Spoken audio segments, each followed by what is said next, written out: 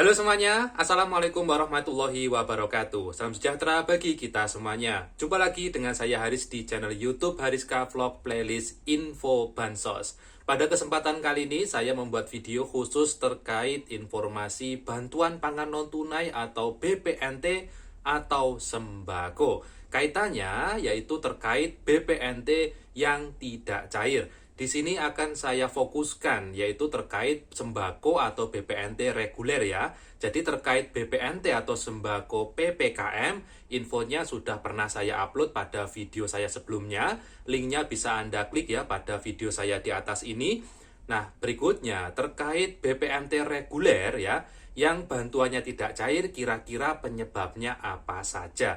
Nah, pada kesempatan kali ini setidaknya saya sudah merangkum ada 5 penyebab ya kenapa BPNT reguler itu tidak cair. Bagi Anda yang penasaran, silakan Anda simak informasi pada video ini karena mungkin dari penyebab-penyebab ini nantinya mungkin bisa dilakukan langkah-langkah atau solusi ya agar supaya bantuannya ya harapannya bisa cair kembali ke depannya. Maka dari itu nanti informasinya silakan Anda simak sampai tuntas, jangan dipercepat agar nanti tidak menimbulkan kesalahpahaman dan tidak berakibat kebingungan yang berkelanjutan. Baik keluarga Indonesia, sobat netizen, dimanapun Anda berada, silakan Anda simak informasi berikut ini.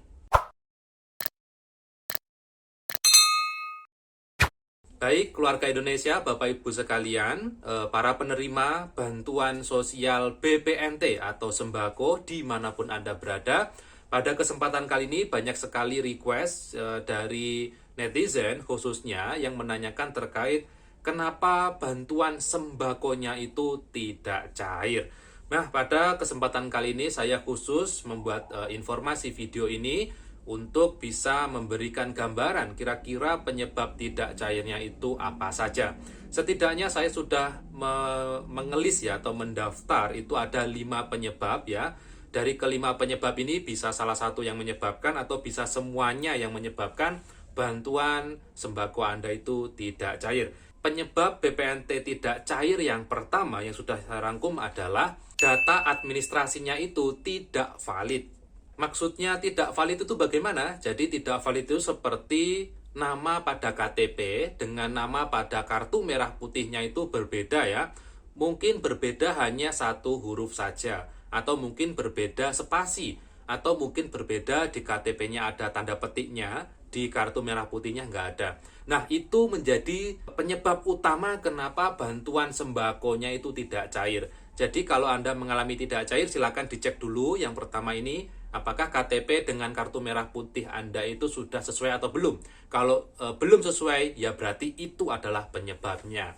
Kalau ternyata sudah sesuai nama KTP dengan kartu merah putihnya, maka Anda perlu masuk ke penyebab yang kedua, yaitu penerima manfaat itu sudah tidak layak. Sudah tidak layak ini dalam artian penerima itu sudah ekonominya sudah semakin membaik atau dikategorikan ya sudah tidak layak menerima bantuan ya, atau sudah mampu atau sudah sejahtera.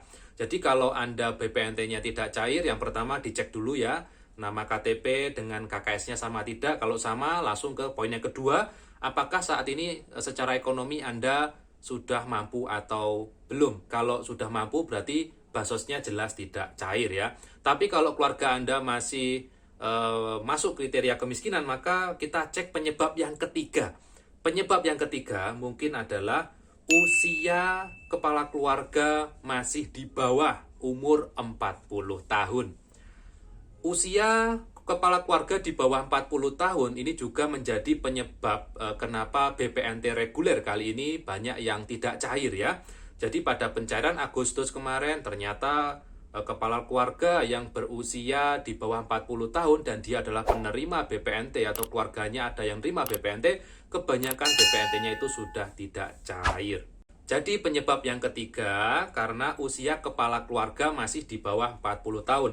Berikutnya, yang pertama nama sudah betul misal ya, yang kedua masih masuk kriteria kemiskinan, yang ketiga usianya ternyata tidak di bawah 40 alias masih 40 ke atas, tapi kok kenapa masih tidak cair? Nah, masuk ke penyebab yang keempat. Penyebab yang keempat adalah mungkin Anda pernah tidak transaksi bantuan BPNT. Tidak transaksi itu bagaimana? Jadi tidak transaksi itu pernah tidak mengambil bantuan BPNT-nya. Kebanyakan yang tidak mengambil bantuan BPNT tadi kita cek dalam sistem yaitu saat penyaluran BPNT tunai oleh PT POS pada bulan Januari sampai bulan Maret tahun 2022 kemarin ya. Kebanyakan dari penerima BPNT ini dia mungkin saat diundang itu tidak hadir atau tidak mengambil bantuannya atau saat itu dia tidak berada di situ. Sehingga dananya akan kembali lagi ke kas negara. Kalau uangnya kembali lagi ke kas negara, maka BPNT selanjutnya menjadi sudah tidak aktif. Nah, tadi itu adalah penyebab keempat. Jadi, pernah bantuan BPNT-nya itu pernah tidak diambil sehingga kartunya otomatis menjadi terblokir secara sistem ya. Berikutnya penyebab yang terakhir kenapa BPNT-nya sudah tidak cair, yaitu penerima manfaat itu sudah meninggal dunia. Jadi penyebab yang kelima yaitu penerima manfaat BPNT sudah meninggal dunia. Meninggal dunia itu otomatis semua bansosnya juga menjadi otomatis sudah berhenti ya, baik PKH, BPNT, PBI, dan lain sebagainya. Nah, sobat netizen, saya kira itu 5 penyebab ya yang banyak terjadi kenapa BPNT regulernya itu menjadi tidak cair. Sebenarnya masih ada beberapa penyebab yang mungkin baru kita temukan beberapa hari ini seperti mungkin dulu dia pernah ganti kartu KKS ya. Ini khususnya dari penerima PKH ya. Mungkin kartunya pernah hilang lalu ganti, PKH-nya masih lanjut tapi ternyata sembakonya menjadi tidak aktif. Itu mungkin kita masukkan ke penyebab keenam ya, tapi di sini saya cuma melis 5 penyebab saja. Baik, semoga informasi terkait penyebab kenapa bantuan sembako ini tidak cair bisa bermanfaat bagi Anda semua.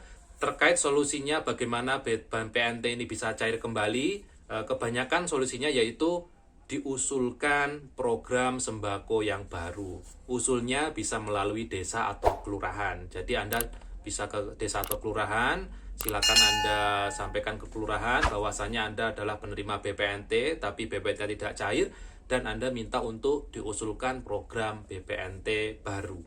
Namun tentunya perlu diperhatikan, usul ini bisa saja diterima, bisa saja tidak. Yang menentukan diterima tidaknya nanti tetap dari Kementerian Sosial Republik Indonesia. Baik, mungkin itu informasi yang bisa saya sampaikan pada kesempatan kali ini. Semoga informasinya bermanfaat. Ketemu lagi dengan saya Haris di video saya berikutnya. Mohon maaf kalau ada kesalahan kata dan ucap. Dan wassalamualaikum warahmatullahi wabarakatuh.